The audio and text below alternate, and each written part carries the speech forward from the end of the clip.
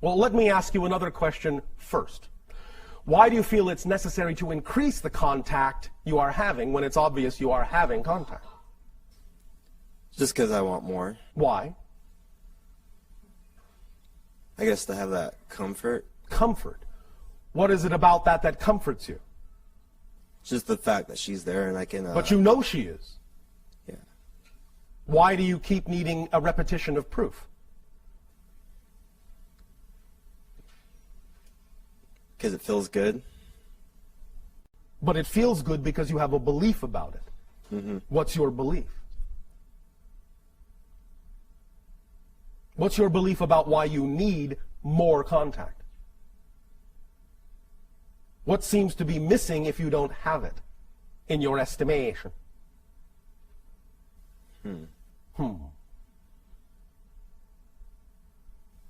I'll ponder on that. Ponder.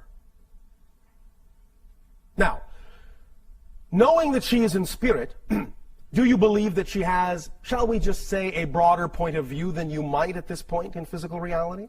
Yeah. Do you believe, therefore, that the amount of times she visits you have a purpose? Yes. And that more, from her perspective, would be somehow superfluous?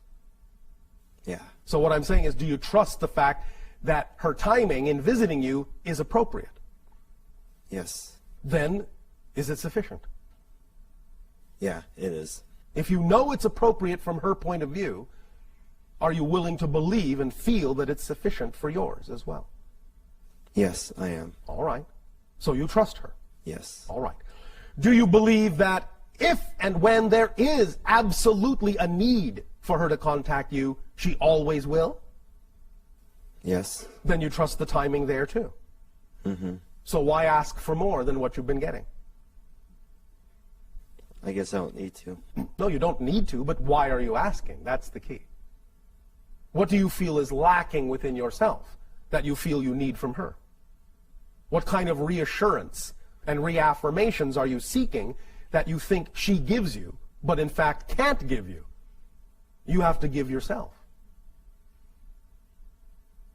She may be, in a sense, holding back more visitations than she might have because you might be in need of giving yourself something instead of relying on her to give it to you. And the paradox may be that when you finally actually give yourself that which you are seeking from her, she may actually be more capable of visiting you more often because you no longer need her to.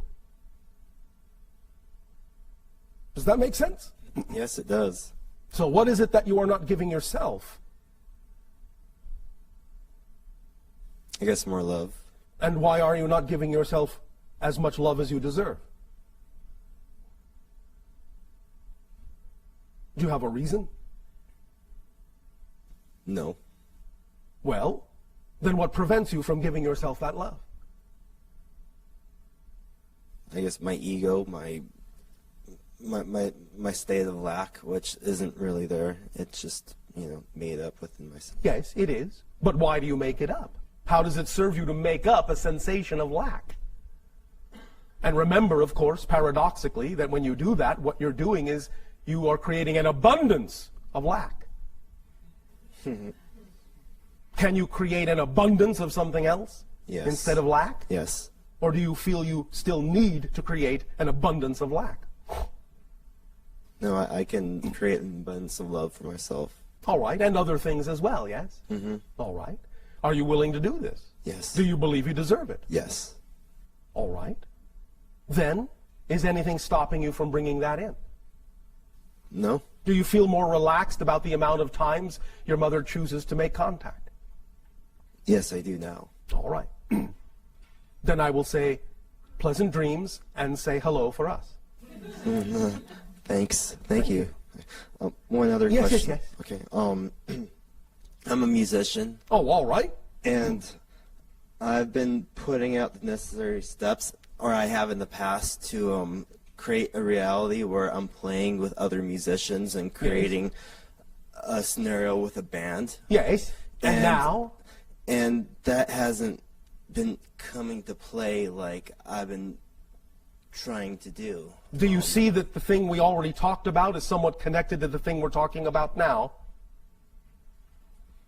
If you're not giving yourself the support, why would you attract a reflection of others to support you? Yes? Well, I have been doing that in the past. Have been doing what? Well, just supporting myself, writing music. No. We talked about the idea that on a fundamental level you were creating a sensation of lack, which means you're not allowing support to come in to your life in the fullest way that it can. So if you're doing that, you cannot be surprised that that level of support that you're seeking with regard to your passion, your music, you cannot be surprised that it won't be there if you're not giving it to yourself energetically first. But if you're willing to love yourself and support yourself energetically now, you can then see opportunities come in and people come in that will then reflect the support for your passion, your music, that you are now willing to also give to yourself. You follow? Yes. Yeah, I do. Does this answer your question? It does. Do you wish to be more specific about this, or is that sufficient? It's sufficient for right now. Are you sure? Yeah. All right. What do you play? Guitar. All right. How much do you love it? A lot. How much? A whole lot. How much? Infinitely a lot. With your whole heart and soul? Yes. All right. Then play that way on your own, and the vibration will attract others who will also want to play with you. All right? Yes. Thank you. Thank you. Maybe some of them might even be here. You never know. Thank you.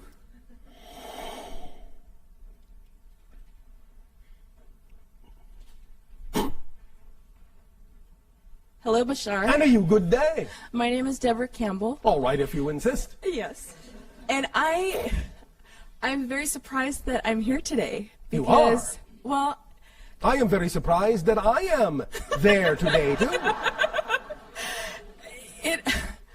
Everything just aligned up for me to be here today. It was so incredible from Well, being thank here you. yesterday. Thank So you for creating that I'm synchronicity. I'm very thankful. Oh, thank you. My question is, I have this feeling in my chest, and Yes. my heart is pounding Yes. amazingly right now. Oh, all right. But this feeling of creativity and this flow, I recognize it as this is manifestation, and this is, I'm in the flow. Yes. I feel like I'm gonna burst. Yes. How do I sustain that? Because it will deflate itself. Well, you need to switch from DC, Deborah Campbell, to alternating current. Alternating current. Because I have this desire to attend the Journey into Oneness in Sedona. Yes. And I have this energy that is, it's propelling me to it. Yes. And I created this vision board. Yes. And I can see the support that's coming. It just feels like sometimes it just deflates itself. Yes. And again, alternating current. Alternating current. Switches on off, on off, on off, on off, on off, on off, on off. And because it does, it travels farther than direct current. Okay. The idea is that sometimes the rest is necessary for the acceleration. Without rest, there is no acceleration. Okay. You understand? There is only a steady stream with no variance. Like procrastination? Procrastination is a different thing than the idea of what might be an automatic resting point. Okay. Well, I was in procrastination prior to coming here. Well, that's different. Well, and I recognized where that came from. Which was? Avoidance. Of what? Of being who I truly am in my natural self. And you are no longer avoiding that? True. All right. That's why I'm here. All right. Well, that may be some of the bursting sensation as well. Okay. Because once you unleash your energy, it may strain at the dam for a bit until you regulate the flow. But that's all right. Okay. It's to be expected if you're holding on to something for a long time and finally release it. It may push a little bit at the edges of the envelope. Okay. I'm very grateful. Thank you. You are welcome.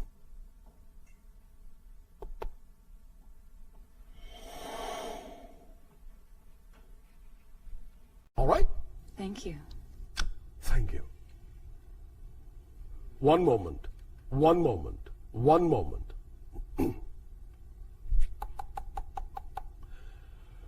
We must, at this timing, extend to each and every one of you our deep appreciation and a reminder that of all the things to come, they also all exist now, and you have access to them all.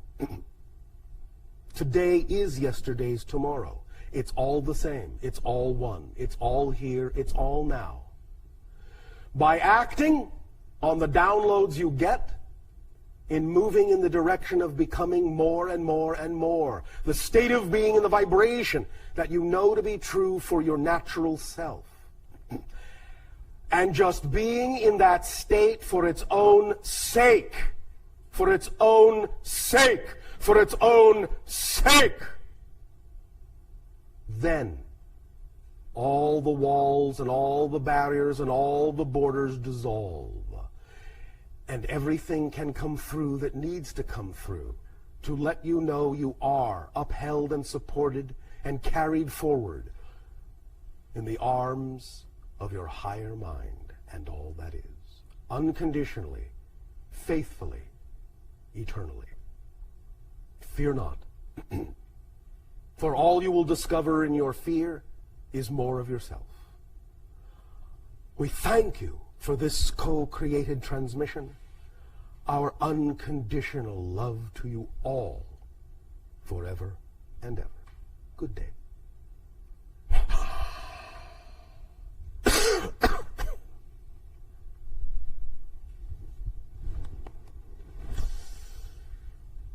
How did it go?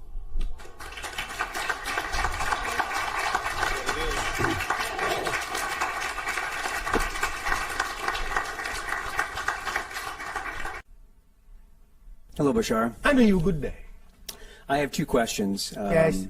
First question is, I'm a filmmaker, a writer. Oh, all right. That And- doesn't sound like a question. Well, I would like to know if there's a process that you might recommend to prepare oneself for the creative, process, particularly writing, so that I can be Well, most... that might be different for different people. But remember that what we have talked about before regarding the idea of any ritual, tool, or technique is that it's simply just a permission slip. A permission slip means that anything will work, whatever your imagination is attracted to, you are attracted to for the reason that it's keyed to your vibration, and thus it will work for you. It doesn't really much matter what it is as long as you're attracted to do it, as long as it comes into your inspiration and imagination. Because the tools and the techniques and the rituals don't actually do the thing.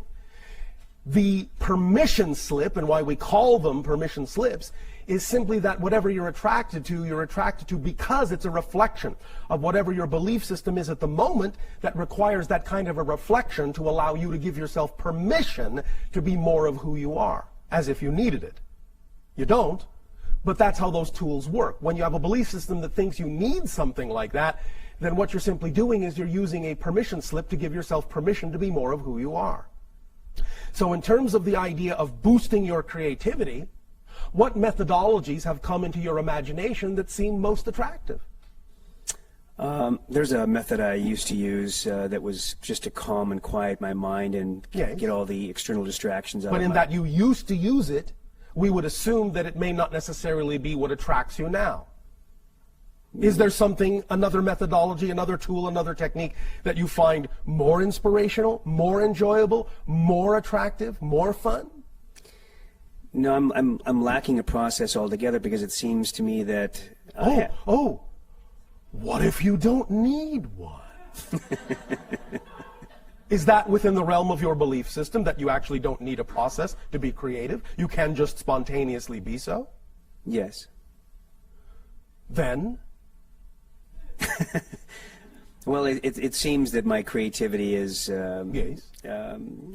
somewhat sporadic, because I have to fit it into the rest of my life, and so... Oh, so you're not allowing your passion to actually be the organizing principle.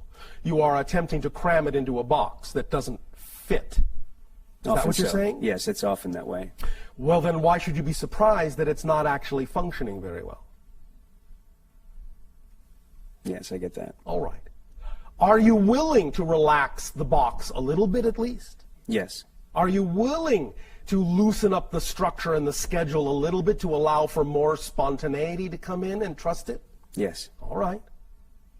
To whatever degree you're comfortable with it, I would strongly suggest that you do so. Now, I will ask you this question. Is there a particular location, generally speaking, that you are highly attracted to more than any other in your relative locale?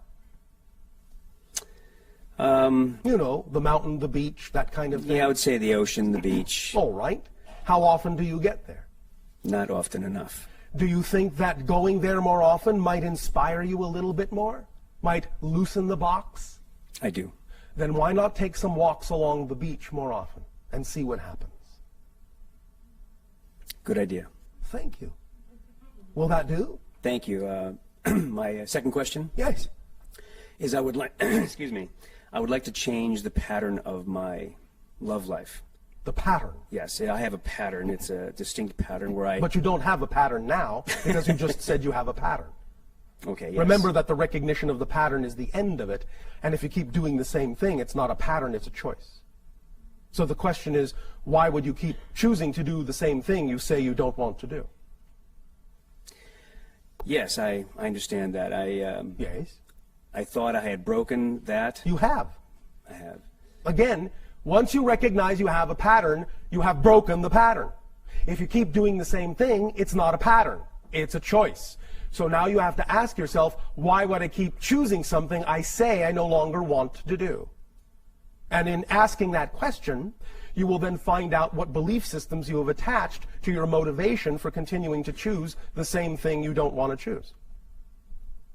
So you have to find out what that belief system is that you've attached to your motivation for choosing that.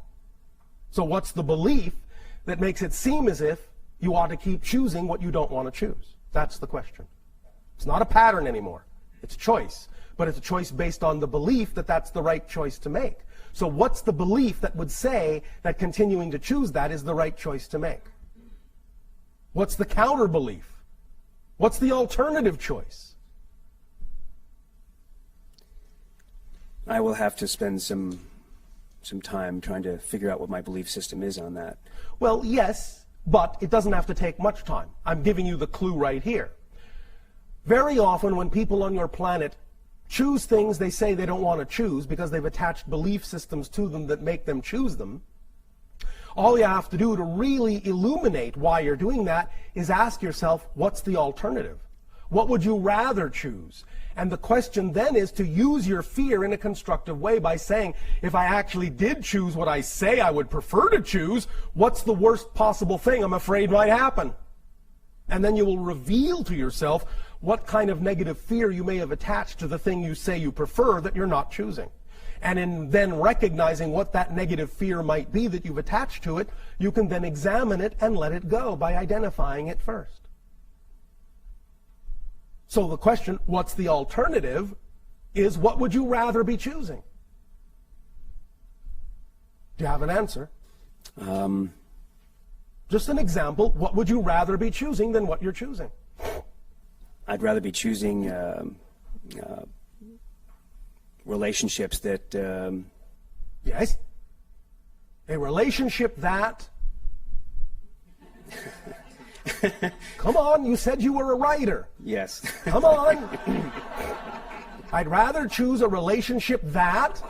that reflects me and that is my life partner and that lasts. And that allows you to become more of yourself even as you allow the other to become more of themselves? Exactly. All right. Now, is there anything scary about making that choice? What's the scariest thing about making that choice? I guess the scariest thing about that choice is that I might find it and then lose it. Thank you. You see, that wasn't so hard. Now find out why you have a belief that the most likely outcome would be that you would lose it. Now you can spend some time pondering that, and you'll be on your way. All right? And I know what that belief is now. Thank you. Thank you. That's all it takes. Just that honest self-examination. And now I have another suggestion. You may all enjoy your lunch break. Refresh yourselves, and we will continue this transmission after your break. Thank you very much.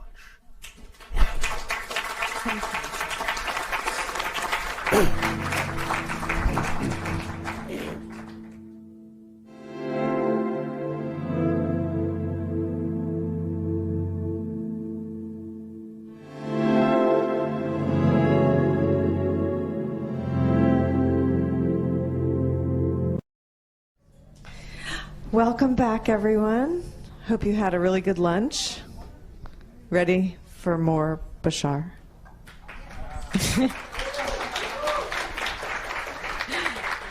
Definitely. Okay, someone mentioned this at lunch, and I thought I would ask the group just where people came from. I know some people came from long distances. You could just shout it out. Miami, Connecticut, San Diego, New York, Toronto, Germany, Oregon, Monrovia, Auckland. We have someone from Auckland here. Wow. And I know we have people tuned in from Australia for sure. Yes. That's Asani. Esasani. I think that's the farthest away. How could have I forgotten our greatest long-distance traveler who's right here, right now? And energetically. Okay, doesn't count. Anyway, thank you all again for being here. And I also wanted to mention and thank our crystal bowl players, and that's Carlos and Leanne. And they have a, isn't it great? They have a website called wavegarden.net if you want to check them out. And also Kim Riccelli, who plays the hung for us. Love his music. Fantastic. And just take this time to thank all the volunteers who really make this possible. When this thing comes together, it's amazing, isn't it? And Kirby. Oh, have to mention about Kirby and his crystals. I mean, if you've been coming for a while, you know that he brings these all the way down from Northern California and creates this incredible ambiance. And I just can't say thank you enough, Kirby. Really appreciate it. Okay, so I guess... April. And April. Oh, thank you. It's my pleasure. It really is. So thank you all, too. So I guess we'll find out about... Today is yesterday's tomorrow. Can't wait. Thank you.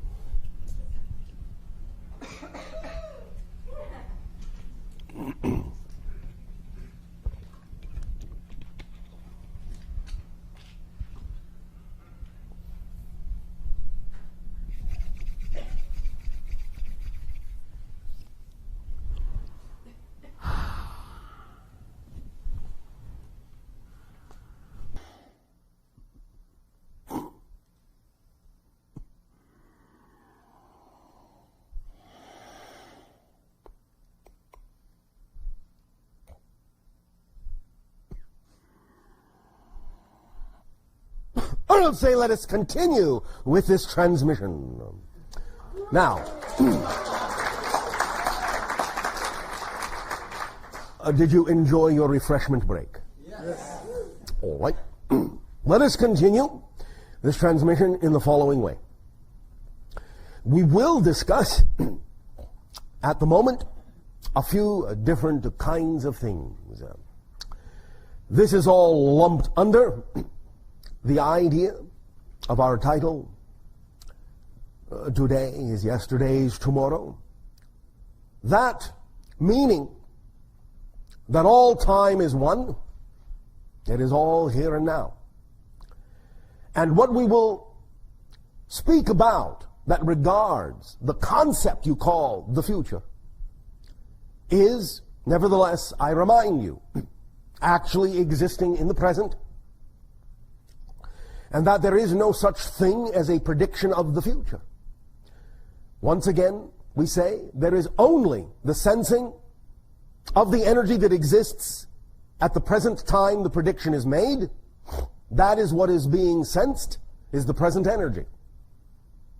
If that energy does not change in any significant way, then what has been sensed is representative of that which will unfold and manifest. If, however, the energy does change, which is sometimes changed by the prediction itself, then the energy may take a different course and something different will occur. This does not mean that any kinds of predictions are necessarily wrong if they do not come to pass. It may simply be that they were sensing an energy that has changed, since all predictions are of the present energy. The reason that this is so is because empirically, fundamentally, there really is no such thing as the future, just as there really is no such thing as the past. Everything is simultaneously coexistent, and you cannot actually prove the existence of either the future or the past. But wait a minute, Bashar. We have evidence from the past. Do you now? And exactly where is that evidence? Oh, here in the present. That's correct. And that's the only place it exists, is in the present. And what you call the past is simply another dimension, a different frequency, a different wavelength of experience that exists right now alongside your own present. There may be a cross-connection of continuity being made to make it appear as if there is a linear connection from past to present to future, but that continuity connection, that continuity illusion, is being created from the present, always.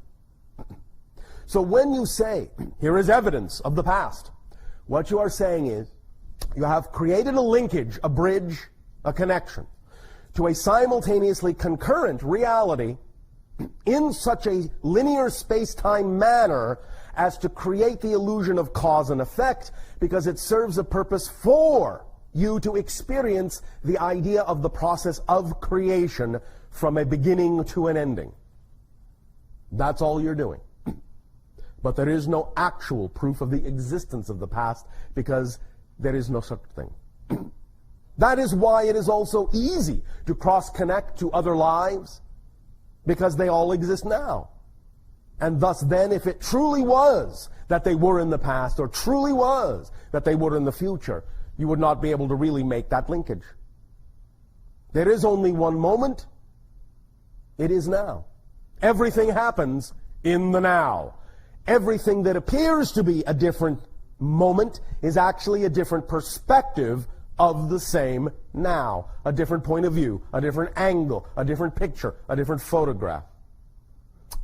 But it is all part and parcel of the same infinite now, in which everything exists and everything occurs. So, in terms of what we are about to say about things that may unfold, again, remember, we are reading the energy as it exists now.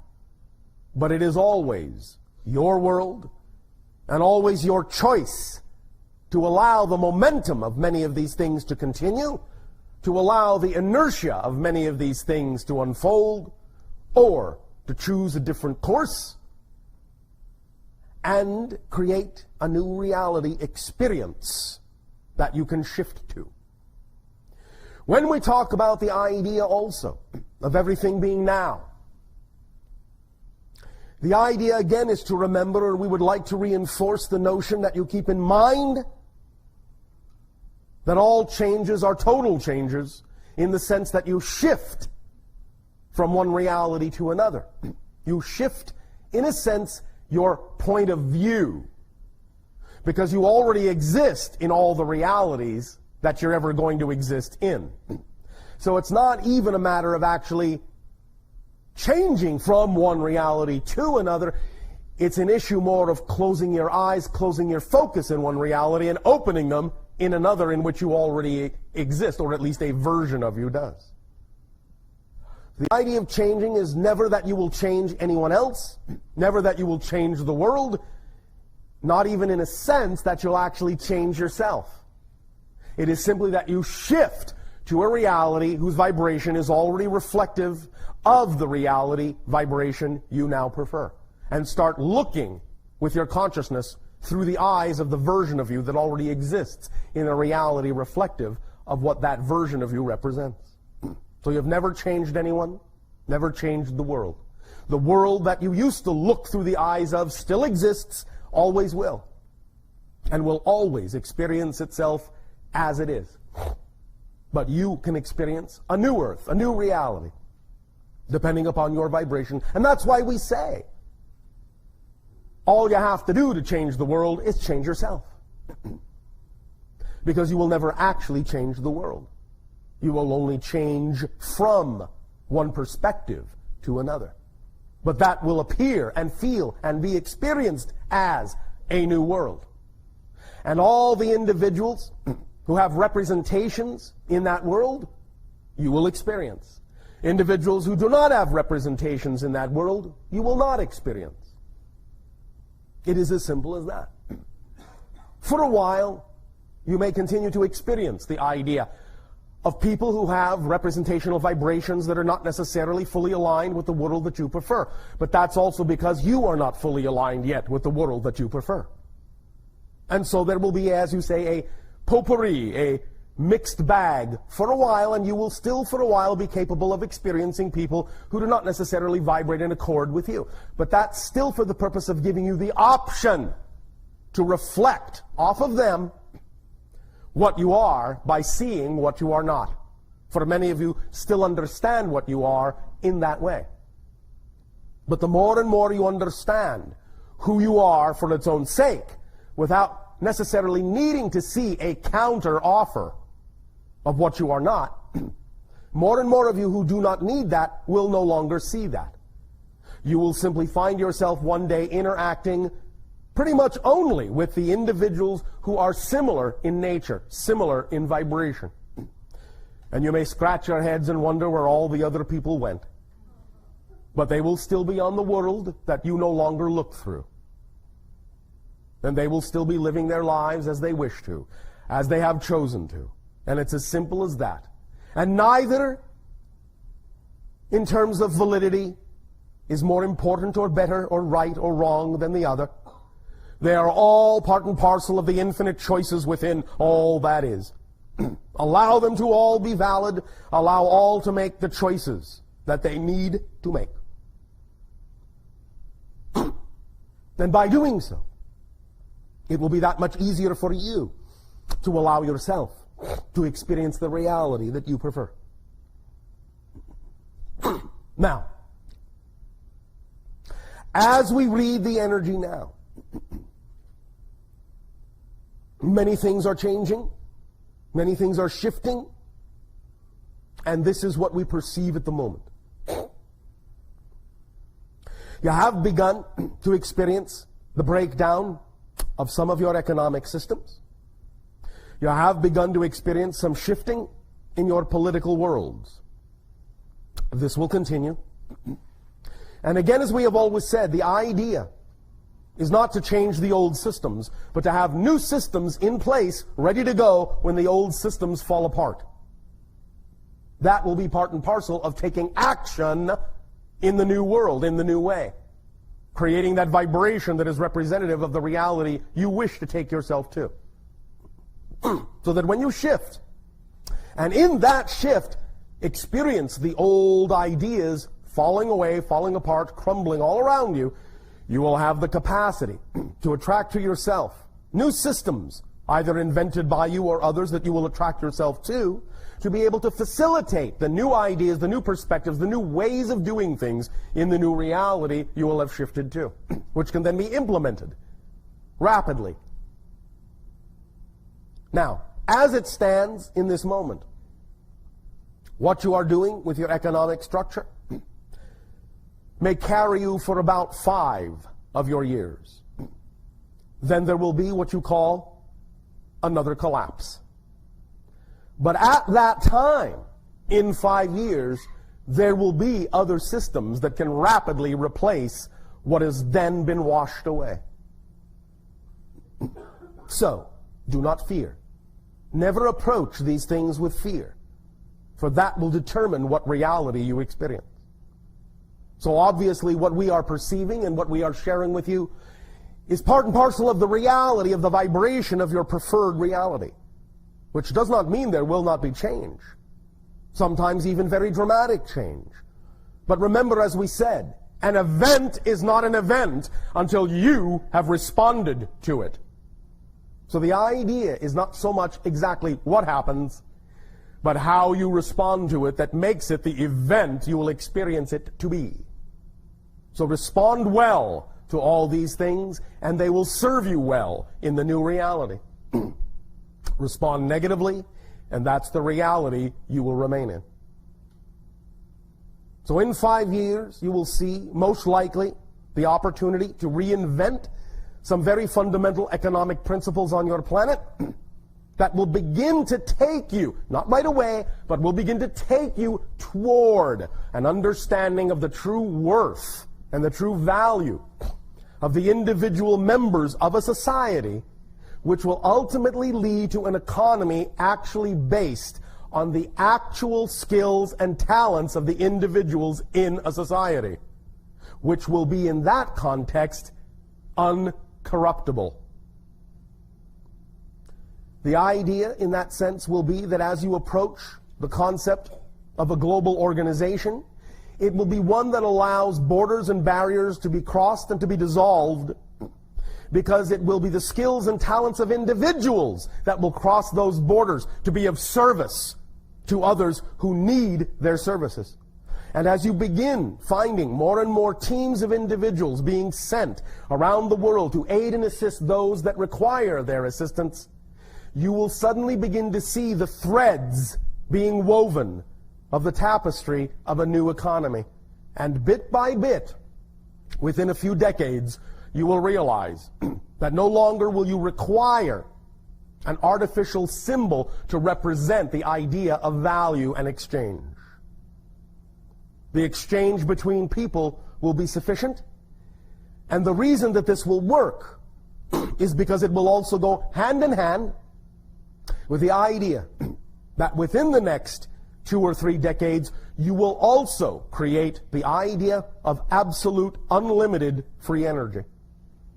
And once you achieve that, you will find that almost nothing stands in your way of becoming a unified society.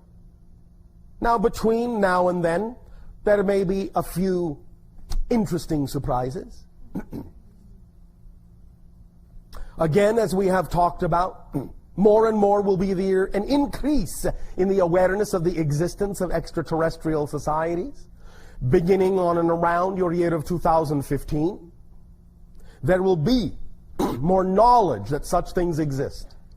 And again, as it expands, ultimately to your year of 2033, when it will be, in that sense, open contact that will have occurred between your civilization and the first civilization to make open contact with your world, that we in our ancient language have called the Shalanaya, but which they in their own language are called the Yael. You will see more of their ships here and there, and they will become more and more blatant, allowing you the opportunity to respond in a manner that allows your society to know that you are ready more and more every day for such open communion, open contact with other civilizations. This, of course, will be based on the idea that you're ready and willing for open contact among your own civilization, among yourselves, among your own people.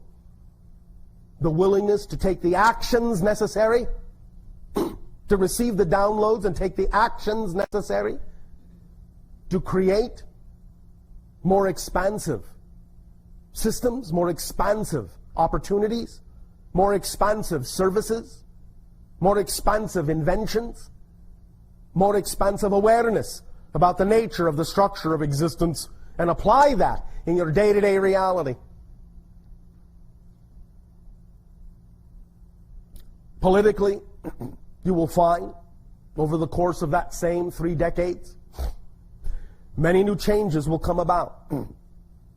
Somewhere after your year of 2025, But before your year of 2033, it is quite likely, as we read the energy now, that there will be formed for the first time what you call a North American Union, similar in some senses to what the European Union is attempting to do, but it will be slightly different. And more of these large conglomerate unions will begin to appear around your planet until such time as after 2033 they can be linked and unitized in large conglomerate sections, which ultimately then, over time, will lead to a coordination and organization that will be global in nature, but will be of service that benefits humanity. One moment.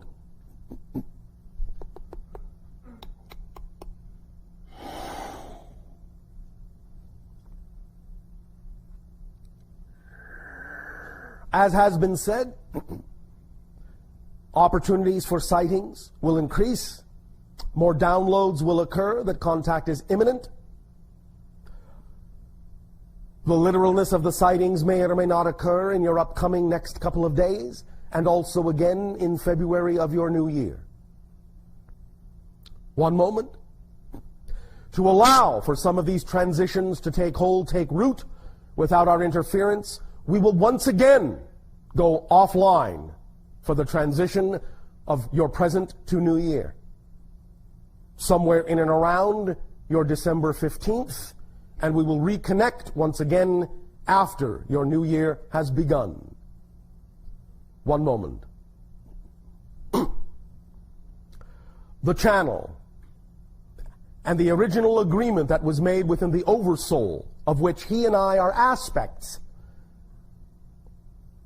was that there would be a delivery of information for no less than 9 of your orbits.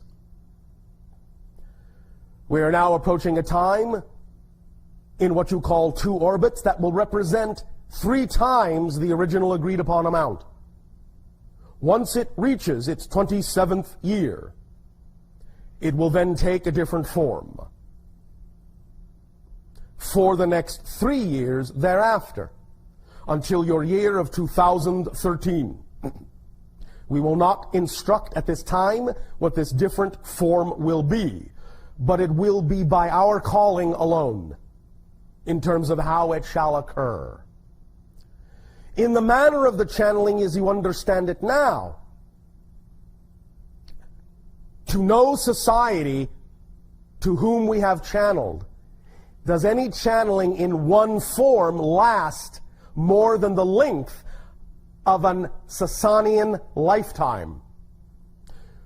But because our dimension is 10 times faster than yours, our lifespan of 300 years translates into your reality as 30 years.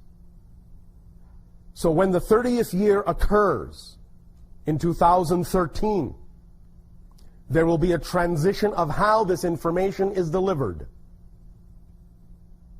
There will be a transition, as we said, in the 27th year. There will be a difference in the last 3 years until the 30th year, and after that there will be a complete transformation of how this information is delivered.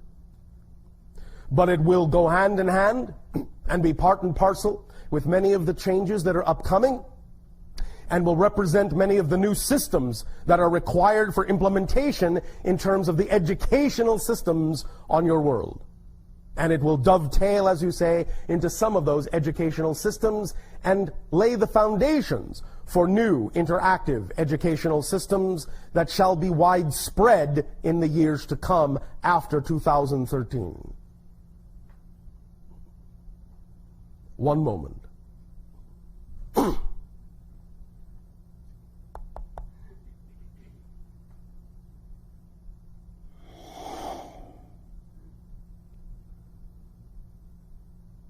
We may now open up to a variety of questions and exchanges that are representative either of the idea of taking action on your joy, or that which is representative of any clarification of belief systems that you believe will aid and assist you in becoming more and more of who you are and acting on your dreams.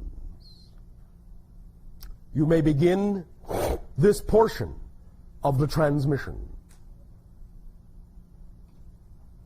Good day, Bashar. Andrew, you good day. How are we? We are fine. How are we? Perfect. Thank you for asking. Okay, so I kind of want to talk about downloads. Downloads. Yes. All right. Last night, Yes. as the channel session was going on, the lights kept flickering, and I felt like a string being pulled from my third eye. Yes. Can you tell me what was going on there? The idea, again, is that we were talking about the pineal gland, which you euphemistically refer to as the third eye.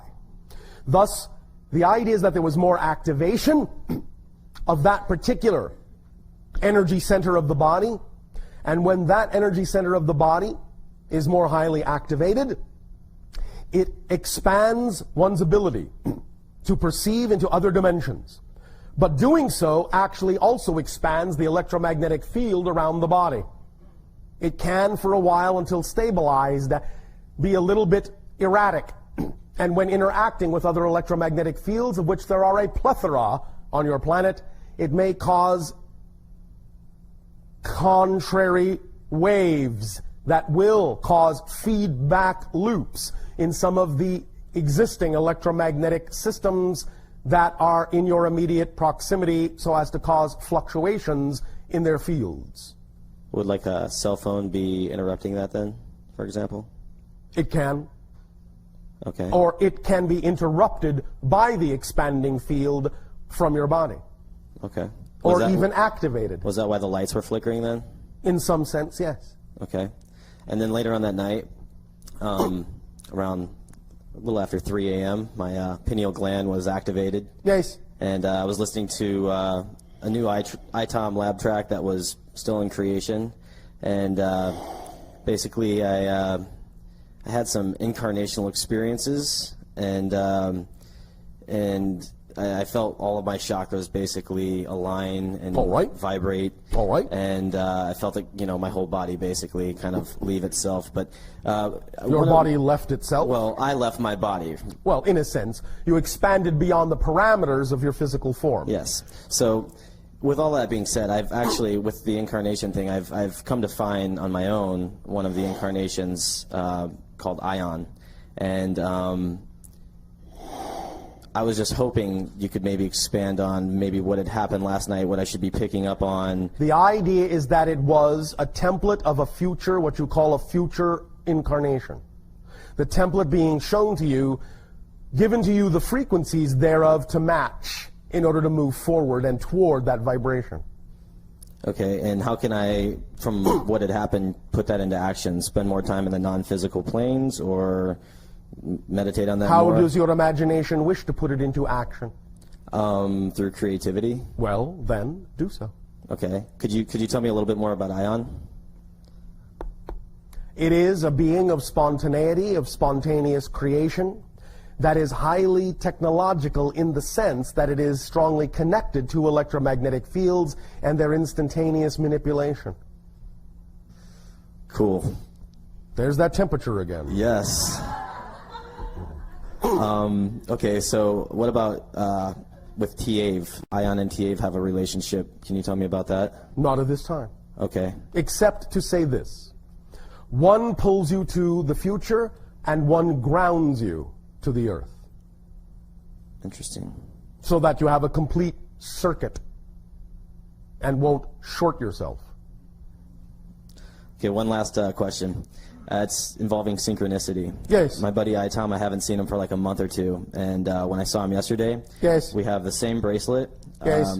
We have the same pair of shoes. Yes. And we both have crystal necklaces. He's got moldavite, and I've got a quartz. Yes. What's going on there? Synchronicity. Synchronicity being that you are operating on similar wavelengths, and therefore will reflect that through similar expressions. Okay, so basically like the whole, if you drop a glass theory and, all the different particles are all a part of the one, we're basically kind of two shards that were closer together that kind of broke apart in that sense? No. The idea being of course, that on a certain level, everything is one, and all of you are shards of the one. Yes. But in the terms in which you meant it, synchronistically, the idea is that if you are vibrating on a similar wavelength, then you will experience similar things simultaneously. Oh, all right. Thank you. Thank you.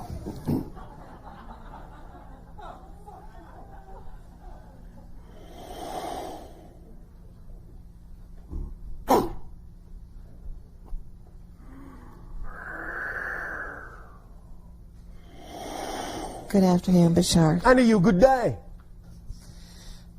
I have a question about how to take action more effectively in my field of work. Which is? I'm a writer. All right, and this is your passion, yes? And a film producer, yes. Yes, all right. And, Taking action more effectively. well, specifically in reference to one element of this business. Yes. I feel very confident and have been successful as a writer for many, many years. All right. And as a producer too, I feel that I'm doing well in the all the creative All right. areas of that. And what area are you seeking to enhance? What I'm seeking to enhance is my comfort level with raising money. I'm involved right now in organizing a really fabulous documentary Yes. project. And Why are you uncomfortable in raising money? Well, it's I have never been required to do this by myself before, for one thing, and also So you do not believe you necessarily possess the skills to do so? that's part of it. All and right. Also, I don't. I don't have any particular in-depth training as far as finances are concerned. I feel very comfortable in the creative end with everything and the people. Why and is all of this that. not a creative aspect? Maybe you are simply defining it in a way that doesn't serve you. It is a creative aspect of the project as well, to raise the money, is it not? Certainly. Well, then why not go about it more creatively? When you ask me that question, I feel like I just walked into a brick wall. I don't know. All right, well, at least walk into the brick wall creatively.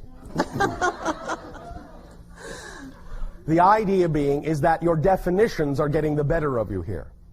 You need to redefine the whole concept of your relationship to money, raising it, your ability to do so, and see it as something that is actually part and parcel of the creativity of making the film. It is not a separate issue. The verve and creativity and imagination and inspiration that you use to apply to the writing and the filmmaking and all the other aspects must also be applied to this in the same way. They cannot be seen as any different. Go forward in the idea of raising money with joy. Oh boy, I get to raise money for this now. I get to attract it synchronistically, effortlessly, joyfully, just like every other aspect of this idea. You must allow yourself to not make this a separate issue by redefining it in a more holistic way. And then get on about the business of doing that in a more creative way according to your inspiration and imagination. But you will not see ways of doing it creatively until you are on the wavelength itself that allows you to know that that's possible for you. It doesn't necessarily mean that you require great skill at doing it. We understand that there may be people on your planet that use certain skills to do this, but there are also people that have raised substantial sums of money on your planet for their projects without having one idea about how to go about it. They just start talking. They just start doing it. They just get an inspiration and they say, well, that's just, here's the movie cliche, that's just crazy enough that it might work. And being willing to take action on it, even if it seems a little crazy. That's bringing the same degree of creativity to that aspect of making the film as any other aspect, because it is an aspect of making the film. And there is no reason to be unexcited about that, except as the definitions you have been taught make it seem to be. Is this making some sense? Oh, absolutely. That's very helpful. Now, in your imagination, can you right now imagine one unusual way in which you might go about attracting this money? What springs to mind when you allow your imagination to simply run free with it? No matter how crazy it looks, say it. Even if it doesn't seem practical, let it come. Well, the first thing that occurred to me is to approach someone in a group I know that has hundreds of members who are very interested in this kind of thing. All right. And then through your passion about the project, perhaps inspire them to join with you in helping co-create it, yes? Right. So, will you take action on that? Yes. Thank you. Yes, I will. Thank you. That's really all it takes. Don't bring expectation into it. Just allow it to be what it is and act on the next most exciting thing that crops up after that. But if that's what popped into your imagination, then you are allowing your imagination to be the conduit that allows higher mind to communicate those ideas that, if you take action on, will get you where you're going. Whether that is the immediate manifestational form or not, doesn't matter. It will move you in the correct direction and put you in the proper state of being to attract what you need. And the more passionate you are about it for its own sake, rather than being excited about it because you need something from someone, the more passionate you are about it for its own sake, the more enticing you will make it seem to others who also want to play. You see? Yeah. Does that help? Yeah, it does. I think it also, what you're saying too, is to just let go of the tension around it. Yes. Because that's only created by definitions you have of that don't serve you and have nothing to do with the idea of your passion. That's why it feels awkward.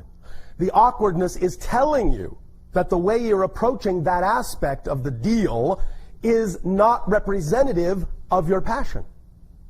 Therefore, find a way that is. Invent a way that is. Yes? Yeah. Thank you. I have another question now, too, about what you just began to speak about a moment ago. Yes. In fact, a couple of them. I am still having trouble trying to figure out how to understand the idea of history and chronological time. Yes. And everything occurring simultaneously. For example, yes. The one image that keeps coming to mind is, you know, in 16th century England or yes. London, yes. the costumes looked a particular way. Yes. And they still do in that reality. But we have the same city in No, this you year. don't. No, you don't. That's Different where you're city. getting confused. It's not the same city. It's not the same reality. It's just a different version. Then what is memory? For those of us, good question. If we have memory of what we think of as memory past lives, is what's created in the present. Memory does not come from the past. It's created in the present. Memory is simply a cross-linking, a cross-connecting to another reality that you then put into a linear space-time framework for your convenience of continuity. Look at the analogy that we have often used. You are in the film business, so look at the analogy we have often used of the film strip.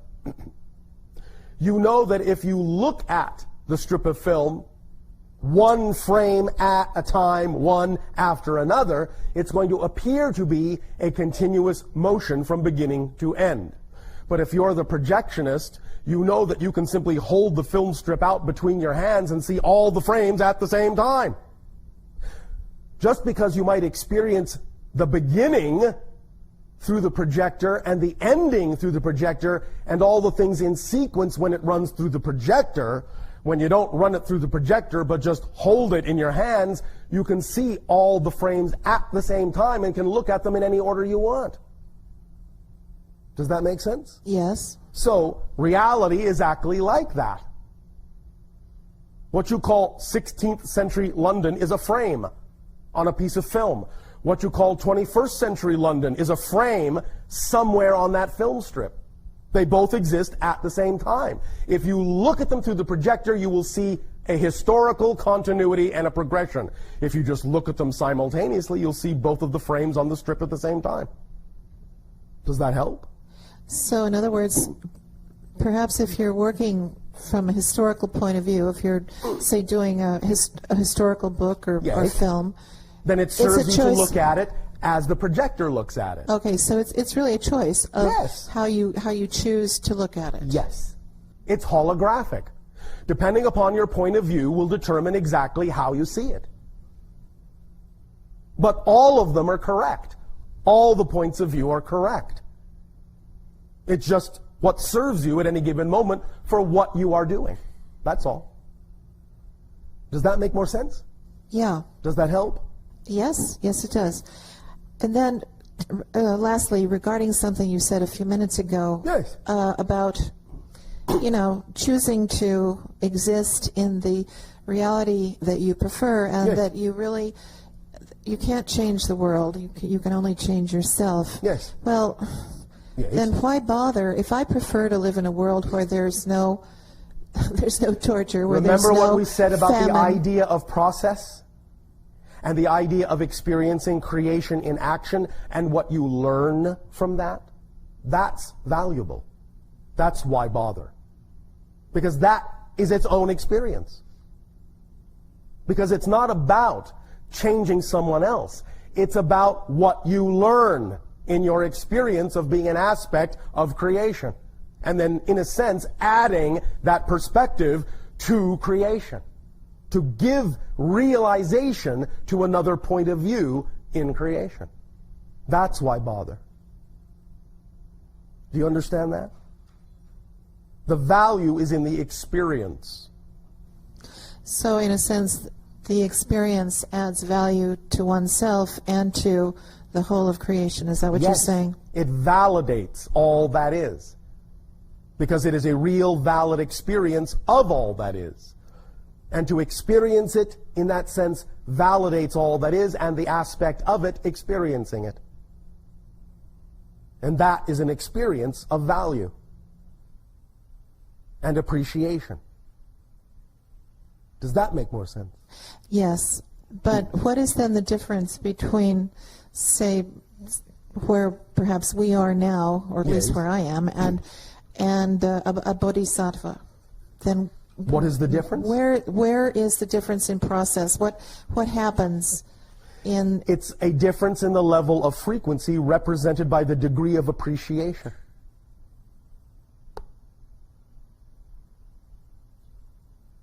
The higher the appreciation frequency, the less need there is for the process or the experience in order to add value and appreciation to all that is. The bodhisattva simply adds it by being appreciation. Most of you are still going through the process of experiencing the process that eventually creates the appreciation. Make sense? So is appreciation in this sense the equivalent of unconditional compassion? Yes. Vibrationally speaking. Does that help? Yes. Thank you. Thank you.